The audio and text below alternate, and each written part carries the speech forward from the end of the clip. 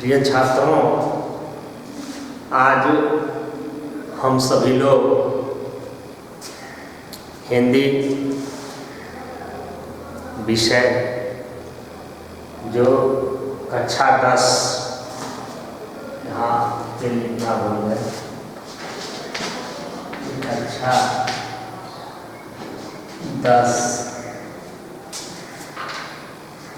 कक्षा 10 के छात्रों का यह पहला पाठ है मित्रता। मित्रता आचार्य रामचंद्र शुक्ल की रचना है। आचार्य रामचंद्र शुक्ल के जीवन के बारे में हम सभी लोगों ने अध्ययन कर लिया है। तो आज पहला पाठ मित्रता, आज हम अध्ययन करेंगे मित्रता का कि भारतेंदु हरिश्चंद्र जी ने जीवन में मित्रता की क्या उपयोगिता बताई है। तो आइए अध्ययन करते हैं। पहला गद्यांश है आपका इसमें कि जब कोई युवा पुरुष अपने घर से बाहर निकलता है तो निश्चित रूप से उसे मित्र की आवश्यकता होती है। तो वह अपने मित्र का चयन कैसे करेगा, आइए अध्ययन करते हैं, पुस्तक की सहायता लेते हैं। जैसे लिखा, जब कोई युवा पुरुष अपने घर से बाहर निकलकर बाहरी संसार में अपनी स्थिति जमाना चाहता है तब पहली कठिनता उसे मित्र चुनने में पड़ती है। जब हम लोग अपने घर को छोड़ करके बाहर जा करके कहीं अध्ययन करते हैं या बाहर किसी रोजगार की तलाश में जाते हैं तो हाँ, हम लोगों को मित्र की आवश्यकता होती है। मित्र का कर्म ही है कि वह अपने मित्र की सहायता करे, एक दूसरे की सहायता करे। इसीलिए परम आवश्यक है अपने जीवन में हम लोग मित्र का चयन अवश्य कर लें। और मित्र का चयन कैसे होता है, अपने ही स्वभाव के, अपने ही व्यक्तित्व वाले व्यक्ति से मित्रता संभव है। यही बात आचार्य रामचंद्र शुक्ल आज हम सभी को बता रहे हैं। यदि उसकी स्थिति बिल्कुल एकांत और निराली नहीं होती तो उसकी जान पहचान के लोग आदर मिल जाते हैं। आपका व्यक्तित्व कैसा है, व्यवहार कैसा है, आपके व्यवहार पर निर्भर करता है। अगर आपका व्यक्तित्व सरल है, सुंदर है, अच्छे व्यक्तित्व वाले आप इंसान हैं, छात्र हैं, तो निश्चित रूप से आसानी से आपको मित्र मिल जाते हैं। अगर आपका व्यक्तित्व निराला है, अनोखा है, तो उसमें मित्र ढूंढने में कठिनाई होती है। फिर आगे आता है अगला गद्यांश, उसी में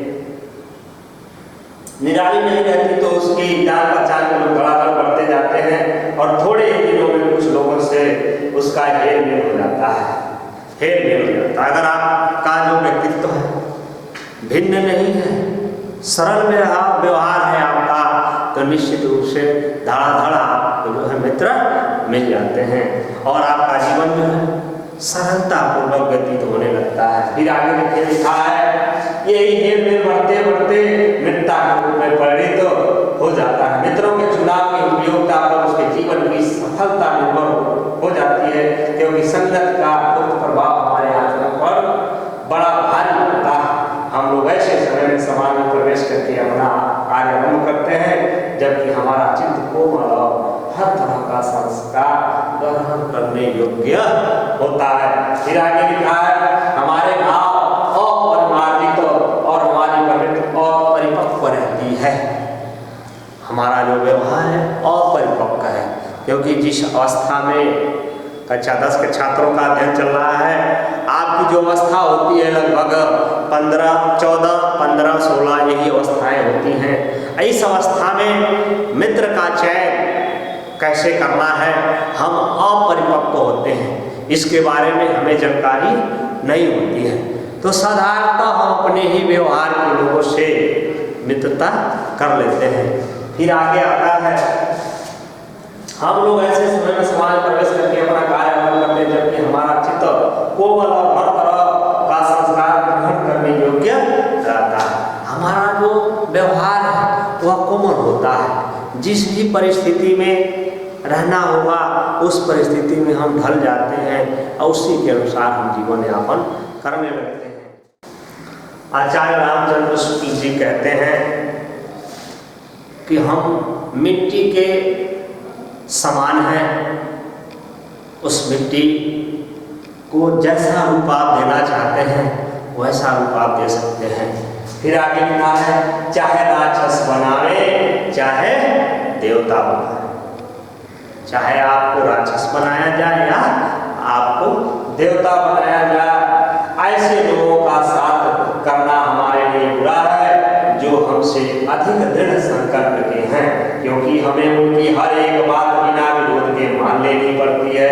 पर ऐसे लोगों का साथ करना और बुरा है जो हमारी बात को ऊपर रखते हैं, क्योंकि ऐसी दशा में न तो हमारे ऊपर कोई दबाव रहता है और न हमारे लिए कोई सहारा रहता है। दोनों अवस्थाओं में जिस बात का भय रहता है उसका पता युवा पुरुषों को प्रायः बहुत कम रहता है। जैसे समाज में आप सभी लोग देखते हैं कि लोग कहते हैं कि अगर आप खराब भी हैं तब भी आपकी प्रशंसा लोग करने लगते हैं कि बहुत अच्छे हैं, अर्थात आप समझ लीजिए कि आपको वह समाज बिगाड़ने का कार्य कर रहा है। समाज को चाहिए, हाँ, आचार्य रामचंद्र शुक्ल जी कहते हैं कि समाज को चाहिए कि यदि आप गलत दिशा की ओर जा रहे हैं तो आपको वहाँ रोका जाए, टोका जाए, जिससे आप राक्षस न बन करके देवता बने, समाज सुधारक बने, समाज की सेवा करें। इस आशय के साथ जो है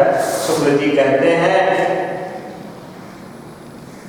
दोनों अवस्थाओं में जिस बात का भय रहता है उसका पता पुरुषों को प्रायः कम ही रहता है। यदि विवेक से काम लिया जाए तो यह भय नहीं रहता, परिवार पुरुष प्रायः विवेक से कम काम लेते हैं। युवा पुरुष जो है अपने विवेक का इस्तेमाल नहीं करते हैं, उनका जो व्यवहार है, विवेक है, वह अस्थायी होता है। वह जिधर थोड़ा सा रुचि उनको लगेगा वह उसी दिशा में मुड़ जाते हैं। उनको यह पता नहीं होता है कि जिधर हम जा रहे हैं कि ये रास्ता हमें खाई में ले जा रहा है या किसी उच्च स्थान पे ले जा रहा है, यह उन्हें पता नहीं होता है। कैसे आश्चर्य की बात है कि लोग एक घोड़ा लेते हैं तो उसके गुण दोष को इतना परख कर लेते हैं। देखिए कितनी सुंदर बात कही गई है कि कोई व्यक्ति अगर घोड़ा लेता है, आप और हम जिस परिवेश में रहते हैं, आप देखते हैं कि किसी वस्तु को, जानवर को जब हम खरीदने जाते हैं तो सारे उसके शरीर को देखते हैं, उसके हाव भाव देखते हैं कि कहीं यह दुष्ट तो नहीं है, यह नुकसान तो नहीं पहुंचाएगा हमें। उसी तरह से घोड़ा खरीदने वाले लोग भी जाते हैं तो भली भांति उसको परखते हैं, देखते हैं, तब जाकर के घोड़े को खरीदते हैं। पर किसी को मित्र बनाने में उसके पूर्व आचरण और प्रकृति आज का कुछ विचार और अनुसंधान नहीं करते। वे उसमें सब अच्छी बातें मानकर अपना पूरा विश्वास जमा देते हैं। हंसमुख चेहरा, मित्रता कैसे लोगों से बनती है? देखिए, हंसमुख चेहरा हो, बातचीत का करने का ढंग हो, थोड़ी चतुराई या साहस, चतुराई चालाक हो, बात करने का ढंग हो, हिम्मत हो, साहस हो, ये ही दो चार बातें किसी में देखकर लोग झटपट से अपना मित्र बना लेते हैं। यही गुण देख करके आप जो है एक दूसरे को अपना मित्र बना लेते हैं। हम लोग यह नहीं सोचते कि मैत्री का उद्देश्य क्या है, मैत्री मित्रता का उद्देश्य क्या है, जिससे आत्मशिक्षा का कार्य बहुत सुगम हो जाता है। एक प्राचीन विद्वान का वचन है, विश्वास पात्र मित्र से बड़ी रक्षा रहती है। अगर विश्वास पात्र मित्र है तो निश्चित रूप से हमेशा आपको वह कुछ न कुछ गुण बताते रहेगा, आपकी सहायता करता रहेगा, ताकि आपको जीवन में कोई कठिनाई न झेलना पड़े। जिसे ऐसा मित्र मिल जाए उसे समझना चाहिए कि खजाना मिल गया। ऐसा मित्र मिल जाए तो आप समझिए कि मुझे अपने जीवन में खजाना मिल गया। विश्वास पात्र मित्र जीवन की एक औसत है। देखिए, भारत में यहाँ मित्रता में आचार्य रामचंद्र शुक्ल जी कहते हैं कि ऐसा विश्वास पात्र यदि मिल गया तो आप समझ लीजिए आपके जीवन में वह एक औषध दवा के समान है। हमें अपने मित्रों से यह आशा रखनी चाहिए कि वे उत्तम संकल्पों में हमें दृढ़ करेंगे, उत्तम संकल्पों में हमें दृढ़ करेंगे। यदि कोई उच्च विचार हमारे मन में आ रहा है तो मित्र वही अच्छा होगा जो साहस बढ़ाए और हर परिस्थिति में हमारे साथ रहे, दोषों और त्रुटियों से हमें बचाए। अगर हमारे अंदर कोई दोष हो तो तुरंत हमारे दोषों को बताए, वही मित्र अच्छा है। हमारे सत्य, पवित्रता और मर्यादा के प्रेम को पुष्ट करेंगे। जब हम मार्ग पर पैर रखेंगे तो हमें सचेत करेंगे। सच्चा मित्र वही है कि हमारा जो मार्ग है, अगर वह कुमार्ग की ओर बढ़ता है, बुरे रास्ते पे यदि मैं चलता हूँ तो निश्चित रूप से जो आपका सच्चा मित्र होगा आपको आगाह करेगा, आपको बताएगा और आप उसके रास्ते पर तब चलेंगे, बताए हुए मार्ग पर चलेंगे तो निश्चित रूप से आप भी सफल होंगे। और आगे देखिए लिखा है, जब हम हतोत्साहित होंगे तब हमें उत्साहित करेंगे। सच्चा मित्र वही है। अगर आप किसी कार्य को करते हैं हतोत्साहित हो गए, उसमें आपको सफलता नहीं मिली, तो जो सच्चा मित्र है आपके पास बैठ करके आपके हिम्मत को, साहस को बढ़ाएगा, कहेगा कि चलो इस बार सफल नहीं हुए तो फिर परिश्रम करो, निश्चित रूप से सफलता मिलेगी। फिर आगे कहेगा, सारांश यह है कि वे हमें उस उत्तमता पूर्वक जीवन निर्वाह करने में हर तरफ से सहायता देंगे। सच्ची मित्रता में उत्तम से उत्तम वैद्य किसी निपुणता और परख होती, अच्छी से अच्छी माता का सा धैर्य और कोमलता होती है। ऐसी ही मित्रता करने का प्रयास प्रत्येक पुरुष को करना चाहिए। ये आपका पहला पैराग्राफ हुआ। चलिए अब हम दूसरा पैराग्राफ यहाँ आपको बनाते हैं, दूसरा गद्यांश। चलिए, पहला गद्यांश आपका था, पहला गद्यांश का आप सभी ने अध्ययन किया। पुनः दूसरा गद्यांश आपके समक्ष है, किंतु इससे पहले संदर्भ बताना भूल गए थे। तो संदर्भ में आप सभी लोग पाठ का नाम और लेखक का नाम जानते हैं, तो ऐसे आप संदर्भ में लिखेंगे। प्रस्तुत गद्यांश या हमारी पाठ्य पुस्तक हिंदी के आचार्य रामचंद्र शुक्ल द्वारा रचित मित्रता नामक पाठ से लिया गया है। ये तो आपका संदर्भ हो गया। व्याख्या का अध्ययन हुआ है, व्याख्या का जिक्र हो चुका है इसमें। फिर दूसरे गद्यांश की ओर बढ़ रहे हैं। छात्रावास में तो बीरबल की ओर देखता था। यहाँ तक ये गद्यांश है, यहाँ से लेकर के यहाँ तक गद्यांश को अध्ययन होगा। इसमें पुनः संदर्भ यहाँ आपने अध्ययन किया, पूर्ववत लिख देते हैं। संदर्भ आपका वही रहता है, पूर्ववत वही होगा। फिर संदर्भ एक बार और जान लेते हैं। प्रस्तुत गद्यांश या हमारी पाठ्य पुस्तक हिंदी के मित्रता नामक पाठ से लिया गया है। इसके लेखक आचार्य रामचंद्र शुक्ल जी हैं। तो दूसरा गद्यांश आइए पुस्तक की सहायता से पुनः अध्ययन करते हैं। लिखा गया है, छात्रावास में तो मित्रता का धूम सवार रहती है। छात्रावास में जहाँ छात्र रहते हैं, छात्रों का एक आवास घर होता है जिसमें तमाम छात्र एक साथ रह करके अध्ययन करते हैं, रहते हैं। चलिए, छात्रावास में तो मित्र की धुन सवार रहती है, मित्रता हृदय से उमड़ी पड़ती है। मित्रता का जो भाव है वह हृदय से निकलता है। और देखिए, पीछे के जो स्नेह बंधन होते हैं उसमें न तो उतनी उमंग रहती है, न उतनी खिन्नता रहती है। बात मैत्री में जो मग्न करने वाला आनंद होता है, जो हृदय में बेधने वाली ईर्ष्या और खिन्नता होती है, वह और कहाँ मिलेगी। कैसी मधुरता और कैसी अनुरक्त होती है, कैसा आत्म विश्वास होता है दूसरे।